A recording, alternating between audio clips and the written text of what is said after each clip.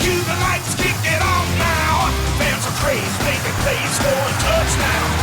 Hear the hits, feel the blitz, face the end zone. Here we go into the highlight zone. Yeah! It's the ABC 12 Highlight Zone, sponsored by Al Serra Auto Plaza. Now here's ABC 12 Sports Director Dave Ciseski. Good evening and welcome into the Highlight Zone. I'm Dave Ciseski and happy Halloween. It's week 10, better known as week 1 of the high school football postseason, and the chase for the state title is officially on across Michigan. District semifinal matchups are delivering drama with undefeated teams putting it all on the line. Underdogs making noise and a few surprise scores shaking things up. It all happens here tonight, but we kick things off with a huge matchup as the undefeated Montrose Rams hosting the 8-1 New Standard Academy Spartans. It's the Rams and Warriors in our game of the week. Well, New Standard Academy looking to make a statement in their first playoff appearance in program history, while the Rams are looking to remain perfect on the backs of their outstanding defensive play. Montrose would get the ball to open the first quarter and march into Spartan territory, but senior cornerback Jeffrey Turner would rip the football free, recovered by linebacker Patrick Isaacs. The game stays scoreless. New Standard would take the field for its opening drive. Quarterback Dion Wright rolls to his left, but loses control of the football. Junior Jaden Wafer gives the ball right back to the Rams, setting them up in the red zone. That Montrose defense continues to play strong like they have all season and making up for the fumble. Griffin O'Neill walking into the end zone. Following his blockers, he goes untouched to make the score 7-0 in the first. Montrose back on the offensive side in Spartan territory. This time they give it to Kalen Perrier. He'll rumble his way in for 6 points, extending the lead to 14 with time expiring in the first.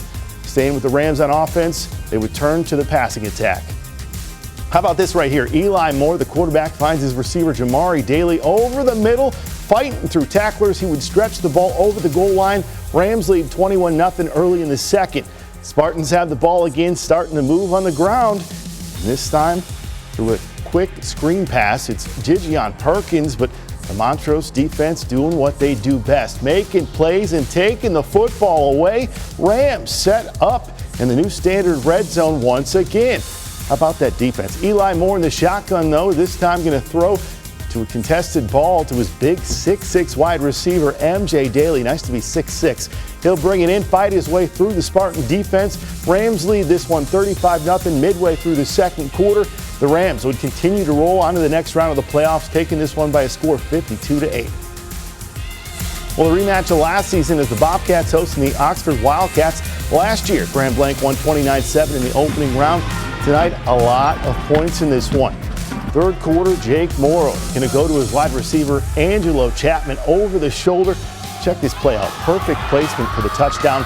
Grand Blanc takes the 28-17 lead. How good has Morrow been? And the fans there loving it. They always show up and they show out. Oxford will get on the board quickly, though, to answer. It's Jack Hendricks, the quarterback, handing it off to Christopher Pullman. He'll run down the field for a 73-yard touchdown. That's a quick answer for the Wildcats. But Morrow and company will pull away in the second half, and they'd never look back. Morrow's going to hand it off to Cameron Moore for the touchdown. Bobcats win 49-30. They'll play the winner of the next game in the final. Pair of 8-1 squaring off at Clarkson. The Davidson Cardinals on the road taking on the Wolves. Wolves winners of 7 straight. First half will be a tough one for the Cardinals. First quarter, Davidson down 10-0 when Wazinko throws to Cam Love in the flat, and Love makes a few defenders miss, and sooner or later he had nothing but end zone ahead of him. A back-breaking play puts the Wolves up 17-0. Same score later in the quarter. Cardinals defense battling as the pass comes downfield. However, that's Cortez Porter with the make-up speed to break up the pass. That would have easily been a score if the receiver brings that in. Good play. Second quarter, same score when the pocket breaks down for Clarkson. 6'4", 240-pound Willie McQueen with the quarterback sack. Back-to-back big-time plays for the defense. Very next play, let's make it 3. Another spark. This time, the Wolves receiver gets a short pass. However, a huge hit by senior Aiden Seibert, and it's recovered by Braylon Green. However, the offense would stall out. Next possession for the Wolves, and unfortunately more of the same, resulting more points. The quarterback rolls out. He'll find his man Wendell Childs Jr. for the big-time connection. That made it 24-0. Late second, things go from bad to worse. The punt attempt is blocked by Clarkston, and the Wolves recover it for yet another score. Clarkston wins big, 52-14. They'll play Grand Blanc next week in the final, ending the season for the Cardinals. It's time for a quick break, but when the Highlight Zone returns, we head to Saginaw, where two rivals square off. It's Michigan Lutheran Seminary on the road taking on Newville Catholic. Those highlights are next.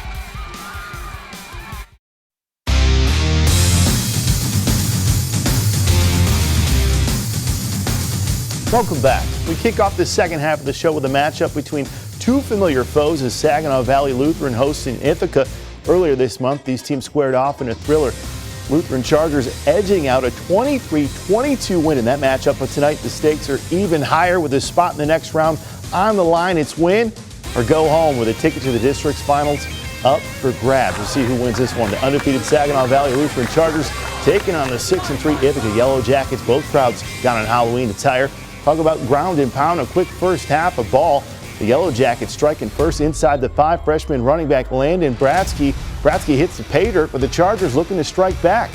Jack Streeter passing number 0. Junior Andrew Knish making the clutch red zone catch. Maybe got the wind knocked out of him right there. He'd make the play, though. And then Colt Jolin for the easy walk-in touchdown. 2-point conversion, no good. Chargers still down 7-6. Next possession, Ithaca getting it down through the air.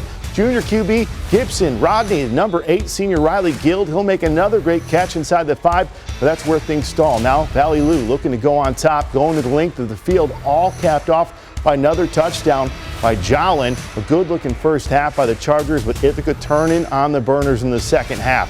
Down goes Frazier. How about it? The undefeated Valley Lou team taking their first L of the year. Bounced out of the playoffs. The Yellow Jackets advance to the next round with a 24-12 victory.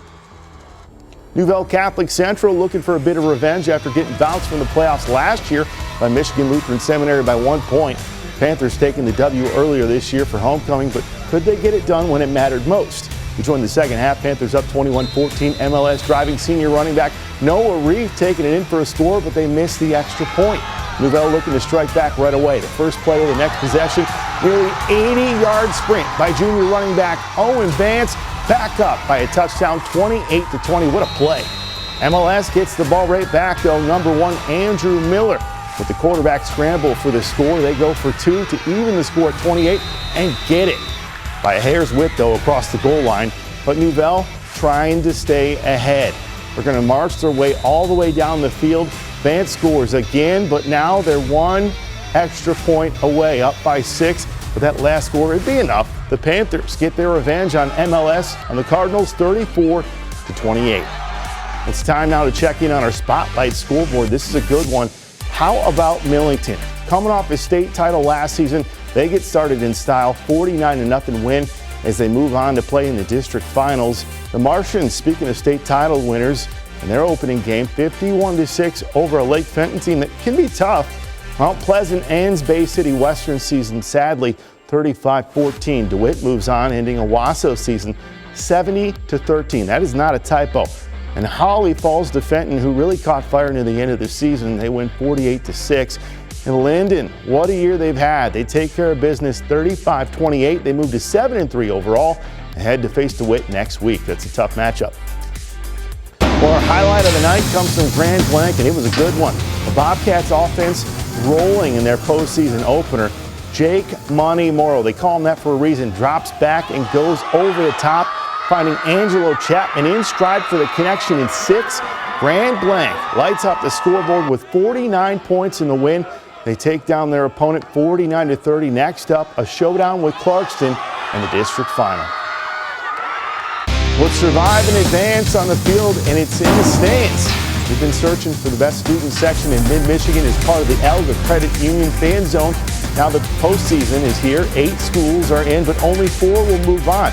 The 2025 Fan Zone football bracket matchups include Davison, Grand Blanc, Benton, Saginaw Heritage, Kearsley, Freeland, Goodrich, and Frankenmuth. It's win or go home, and your votes decide who moves on. Head to abc12.com/fanzone and cast your vote for your school. And speaking of incredible school spirit, we checked in with the Rowdy students of Montrose. Our fan zone is the best because we have that hometown spirit. The football games are the highlight of everyone's week. So along with our student section, all the parents, all the grandparents, friends, and families come out to cheer. They bring bells and horns, and we have microphones and speakers. We create signs. We create new cheers every week. Yeah, original cheers, like our 6-7 cheer. And we're just very passionate to come and support the boys and our friends and our peers and our classmates. Michigan State still searching for their elusive first Big Ten win of the season. They'll try to find it on the road this weekend in Minnesota. Spartans have dropped 5 straight, all by double digits, and now sit at 3-5 overall. Winless in conference play. They'll play Minnesota, sitting at 5-3, 1 win away from locking up a bowl win. Here's head coach Jonathan Smith on that matchup. The opportunity that's coming on the road in Minnesota. Got a bunch of respect for the program. PJ Fleck, well established over there in the brand of football they play, physical, play good defense, and they're doing it again this year. Yeah, they are coming off a tough loss just like us, but they play really well at home. You look at the tape, they got some balance on offense, and so it'll be a great challenge for us. Well, guys, that'll do it. Halloween, pretty scary, right? Some matchups that we'll remember for a long time here. Grand Blanc puts up 49 points. They did that last year against Oxford. They move on, and that's going to be our game of the week next week. Clarkston taking on Grand Blanc. But, hey, have a great weekend. Watch a lot of football, have some snacks, and come back next week. See you guys.